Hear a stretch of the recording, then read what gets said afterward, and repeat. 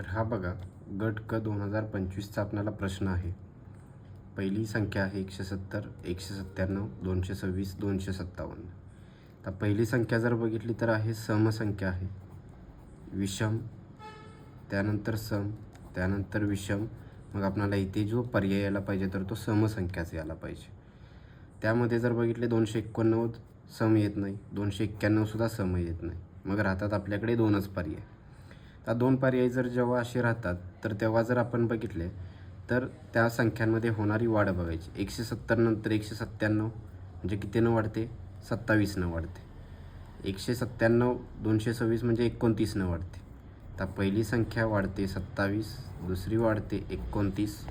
या दोघांमध्ये 2चा फरक. दुसरी वाढते 31, त्यानंतर वाढेल 33.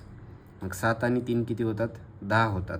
10 म्हणजेच एकक स्थानी किती आली पाहिजे? आपली 0 पाहिजे. एकक स्थानी 0 असलेला पर्याय 290. मग उत्तर आपले यायला पाहिजे 290. असं संपूर्ण सोडवायची काही गरज नसते.